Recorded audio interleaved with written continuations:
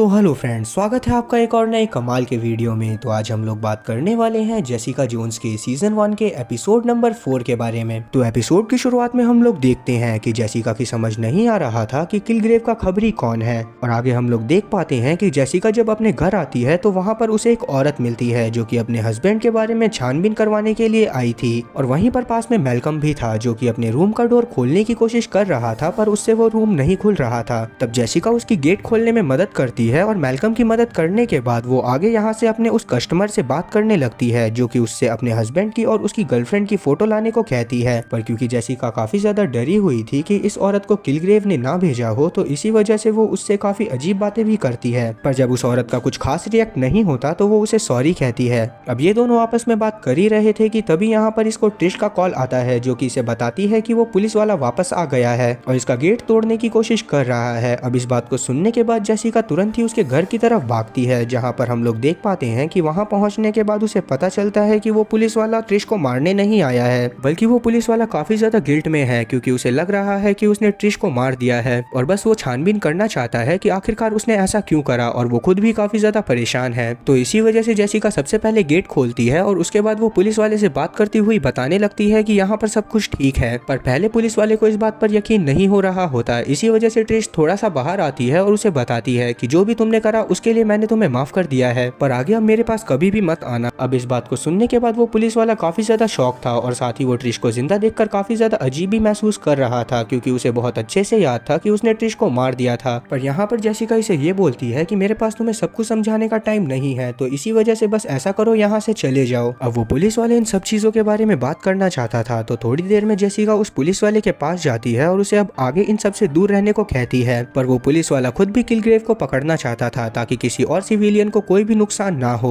और इसी वजह से वो जेसिका से साथ में काम करने को पूछता है। इस पर जेसिका पहले इसे मना कर देती है, पर बाद में वो पुलिस वाला इसे अपना कार्ड देता है और कहता है कि अगर मेरी मदद किसी भी तरह से चाहिए हो तो मैं तुम्हारी मदद करने के लिए हमेशा तैयार हूँ। और अब इतना बोलकर वो यहाँ से चला जाता है। अब आगे हम लोग देख पाते हैं कि जेसिका ट्रिश को किलग्रेव के हमलों से बचाने के लिए रेडियो प्रोग्राम पर ट्रिश से किलग्रेव को सॉरी बुलवा देती है ताकि बाद में ट्रिश कम से कम किलग्रेव से सेफ रहे। और अब रास्ते में हम लोग देख पाते हैं कि जेसिका की नजर अचानक से एक आदमी पर पड़ती है जो कि फोटोज खींच रहा था, और इसी वजह से वो काफी ज्यादा अजीब फील करने लगती है क्योंकि पहले उसे लग रहा था कि शायद यही किलग्रेव का खबरी है। पर जब बाद में इसके सामने सच्चाई आती है तो इसे पता चलता है कि वो आदमी सच में एक फोटोग्राफर है, और इसी वजह से जेसिका के हाथ कुछ भी नहीं लगता। और आगे हम लोग देखते हैं कि ये जाकर होगार्ट से मिलती है ताकि ये पता कर सके कि उस औरत को जो कि एपिसोड की शुरुआत में इसके पास आई थी उसे इन्होंने भेजा था या फिर नहीं। पर होगार्ट इस बारे में कुछ भी बात करने से मना कर देती है। पर जहाँ तक था उसको होगार्ट के वकील ने ही जेसिका के पास भेजा था, पर जेसिका को इस बात पर अभी भी यकीन नहीं हो रहा था, तो इसी वजह से वो उसके ऊपर नजर रखने की कोशिश करने लगती है। और अब वो पूरा दिन उस औरत के ऊपर नजर रखती है ताकि वो पता कर सके कि वो कहाँ कहाँ जा रही है और कहीं वो किलग्रेव से तो नहीं मिल रही। और साथ ही सारी सच्चाई अच्छे से पता करने के लिए जेसिका उस पुलिस वाले की भी मदद लेती है और उससे आसपास के एरिया के सभी सीसीटीवी फुटेजेस लाने को बोलती है। और वो पुलिस वाला भी एक बारी में इस चीज के लिए मान जाता है क्योंकि उसे सच में काफी ज्यादा पछतावा था और वो कुछ भी कर किलग्रेव को पकड़वाना चाहता था। अब आगे हम लोग देख पाते हैं कि जेसिका अभी भी ऑड्री का पीछा कर रही थी। अब तभी ऑड्री कहीं पर जाने लगती है और जिस वजह से जेसिका भी उसका पीछा करने लगती है। अब क्योंकि किलग्रेव की पावर का असर किसी भी इंसान के ऊपर 12 घंटों से ज्यादा नहीं रहता था, तो इसी वजह से जेसिका 12 घंटों तक ऑड्री के पास रहने वाली थी ताकि वो पता कर सके इन 12 घंटों के अंदर ऑड्री किलग्रेव से मिली है या फिर नहीं। अब वहीं हम लोग वेंटी को देख पाते हैं जो कि एक रेस्टोरेंट में थी, और तभी यहाँ पर होगार्ट अपनी गर्लफ्रेंड के साथ आ जाती है। पर जैसे ही वेंटी होगार्ट को अपने सामने देखती है कि वो किसी और के साथ है तो वो काफी ज्यादा परेशान हो जाती है और वो काफी ज्यादा जेलस भी फील कर रही थी क्योंकि इसकी समझ में नहीं आ रहा था कि आखिरकार ये किस तरह से उसको अपने पास लाए। पर यहाँ पर होगार्ट इसे बोल देती है कि अगर तुम हम दोनों को अलग करने में कामयाब हो भी जाती हो तब भी मैं तुम्हारे पास कभी वापस नहीं आने वाली। इस बात को सुनने के बाद वेंटी यहाँ से रोती हुई चली जाती है, पर वो ये बोलकर जाती है कि मैं तुम्हें कभी भी डिवोर्स नहीं देने वाली। अब इस बात को सुनने के बाद जेरी काफी ज्यादा परेशान हो गई थी और इसी वजह से गुस्से में वो यहाँ से चली जाती है। और अब क्योंकि उसकी पूरी डेट बर्बाद हो गई थी तो इसी वजह से होगार्ट भी काफी ज्यादा परेशान होने लगती है। वहीं हम लोग जेसिका को देखते हैं जो कि ऑड्री का काफी देर से पीछा कर रही थी। तब ऑड्री एक शूटिंग रेंज में जाती है जहां पर वो अपनी गन फायर की प्रैक्टिस करने लगती है। अब जेसिका को यकीन हो गया था कि ऑड्री किलग्रेव के साथ नहीं है, तो इसी वजह से वो तुरंत ही सबसे पहले होगार्ट के पास जाती है।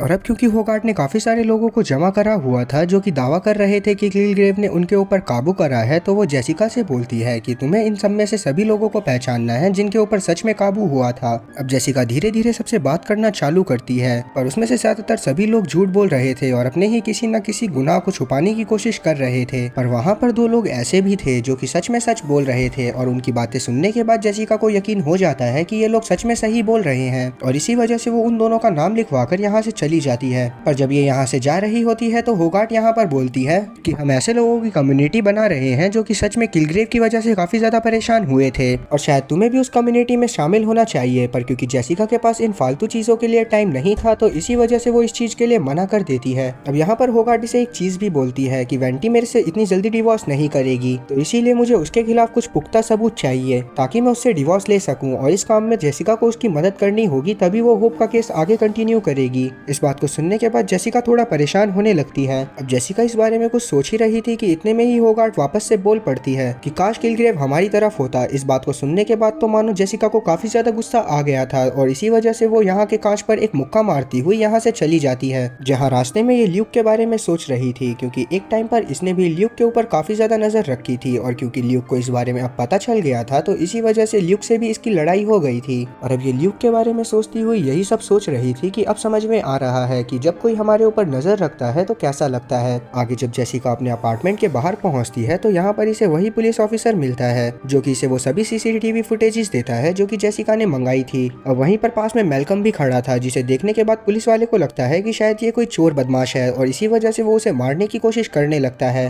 पर यहाँ पर जेसिका मेलकम को छुड़वाती है और मेलकम को उसके रूम में भेज देती है। अब आगे पुलिस वाले को जेसिका सभी चीजों से दूर रहने को बोलती है और बस इतना कहती है कि आगे अगर इसे इसकी जरूरत होगी तो वो तुरंत ही मदद मांग लेगी। अब इतना बोलकर ये पुलिस वाले को यहाँ से भेज देती है और सीसीटीवी की फुटेजेस को जाकर चेक करने लगती है, पर इसके हाथ कुछ ज्यादा खास चीजें नहीं लगती। अब जेसिका जब अगले दिन यहाँ से बाहर निकलती है तब इसके पास एक 8 साल की बच्ची आती है जो कि इसे कहती है कि उसने ट्रिश को माफ कर दिया है और अब ट्रिश को कोई भी खतरा नहीं है। जेसिका को उस बच्ची के ऊपर काफी ज्यादा दया आने लगती है और वो उसे सॉरी भी बोलती है, पर इस बात को सुनने के बाद वो बच्ची इसको उल्टा सीधा बोलने लगती है और कहती है कि अगर तुम चाहती तो उस बस को रोक सकती थी और किलग्रेव का एक्सीडेंट नहीं होता, पर तुमने उसको ऐसे ही छोड़ दिया। इस बात को सुनने के बाद जेसिका को थोड़ा गुस्सा आ गया था और वो उस बच्ची से सभी चीजों के बारे में पता करना चाहती थी कि आखिरकार किलग्रेव है कहाँ पर बच्ची अपना काम पूरा करने के बाद कॉन्शियसनेस में वापस आती है और जेसिका को देखकर काफी ज्यादा डर जाती है। लेकिन इतने में ही यहाँ पर उस लड़की की मॉम भी पहुंच गई थी जो कि उसको अपने साथ ले जाती है। वहीं हम लोग देख पाते हैं कि वो पुलिस वाला वापस से ट्रिश के पास जाता है और उससे बहुत अच्छे से बात करने की कोशिश करने लगता है। पहले तो ट्रिश काफी ज्यादा डर रही होती है पर बाद में वो उस पुलिस वाले से बातें करने लगती है। साथ ही वो पुलिस वाला इसे एक रिवॉल्वर भी देता है ताकि अगर ट्रिश के ऊपर आगे कभी कोई खतरा आए तो ट्रिश बच सके। पर वो पुलिस वाला अभी भी ट्रिश के घर के बाहर ही बैठा था क्योंकि ट्रिश ने गेट खोला ही नहीं था। अब आगे हम लोग देखते हैं कि जेसिका ऑड्री के हस्बैंड का पीछा कर रही थी, जहाँ पर पीछा करती हुई वो एक होटल में पहुँचती है। तभी इसे ऑड्री का भी कॉल आता है जो कि इससे पूछ रही थी कि आखिरकार उसने इसके हस्बैंड का पीछा करा या फिर नहीं। पर यहाँ पर जेसिका अभी उसको ज्यादा कोई जवाब नहीं देती और तुरंत ही कॉल काटकर उस घर के अंदर घुस जाती है, जहाँ पर कोई और नहीं बल्कि ऑड्री और उसका हस्बैंड ही बैठे हुए थे और वो तुरंत ही जेसिका को गन पॉइंट पर ले लेते हैं। अब इन्होंने गन पॉइंट पर इसको इसलिए लिया था क्योंकि ऑड्री को स्पेशल पर्सन से बहुत ज्यादा ही एलर्जी थी, क्योंकि 2012 में जो चित्तौरी वॉर हुआ था उसमें ऑड्री की मम्मी एक बिल्डिंग के नीचे दबकर मारी गई थी और वो सारी बिल्डिंग उन एवेंजर्स की वजह से ही गिरी थी और इसी वजह से ऑड्री को उन सभी लोगों से बहुत ज्यादा ही प्रॉब्लम होने लगी जिनके पास पावर्स थी। अब इसी वजह से वो जेसिका के कंधे के ऊपर शूट भी कर देती है। इस बात को सुनने के बाद जेसिका को काफी ज्यादा गुस्सा आने लग गई थी और इसकी समझ में नहीं आ रहा था कि अब ये क्या करे। तो बस इसी वजह से ये इन सभी लोगों को डराने के लिए यहाँ पर बहुत ज्यादा तोड़फोड़ कर देती है और इन दोनों को बहुत ज्यादा डरा कर यहाँ से भगा देती है और कहती है कि आज के बाद मुझे कभी भी अपनी शक्ल मत दिखाना। अब जेसिका को काफी ज्यादा अजीब लग रहा था तो इसी वजह से वो सबसे पहले अपने घर जाती है और अल्कोहल पीती हुई वापस से पता करने लगती है कि इसे किस तरह से किलग्रेव के खबरी को ढूंढना है। अब अपने घर में शावर लेने के बाद जेसिका कुछ देर काम करती है और इसे एक आइडिया आता है। तब ये उन कम्युनिटी वाले लोगों के पास जाती है जिसमें वो सभी लोग थे जिनसे एक टाइम पर किलग्रेव ने अपने काम करवाए थे। अब उन सभी लोगों की बातों से जेसिका को ये पता चलता है कि किलग्रेव 10 बजे कहीं ना कहीं पर रोज जाता है और जब वो वापस आ रहा होता है तो उसके हाथ में एक लिफाफा होता है और इस बात को सुनने के बाद जेसिका समझ जाती है कि रोज सुबह 10 बजे किलग्रेव बस उसकी फोटोज लेने के लिए बाहर निकलता है और इसी वजह से जेसिका उस आदमी से और चीजें बताने को बोलती है। तब वो आदमी इसको बताता है कि जिस आदमी से भी किलग्रेव मिलता है वो आदमी रोज ही व्हाइट और ब्लू कलर का स्कार्फ पहनकर आता था। इस बात को सुनने के बाद जेसिका कुछ सोचने लगती है और तुरंत ही भागती हुई अपने घर में जाती है, जहाँ पर वो सीसीटीवी को 4x में कर सभी लोगों पर ध्यान से देखने लगती है कि किस किस ने व्हाइट और ब्लू कलर का स्कार्फ पहना हुआ था। तब वहाँ पर जेसिका को ये पता चलता है कि जो आदमी किलग्रेव का खबरी है वो कोई और नहीं बल्कि मैल्कम है। इसी वजह से जेसिका तुरंत ही मैल्कम के रूम में जाती है जहाँ पर इसे इसकी बहुत सारी फोटोज मिलती हैं। और इस बात को देखने के बाद जेसिका काफी ज्यादा शॉक हो गई थी, क्योंकि इसे समझ में नहीं आ रहा था कि आखिरकार अब ये क्या करे, क्योंकि इसे समझ में नहीं आ रहा था कि आखिरकार किलग्रेव इतने मासूम लोगों को कैसे अपना शिकार बना सकता है। और इसी के साथ ये एपिसोड भी यहीं पर खत्म हो जाता है।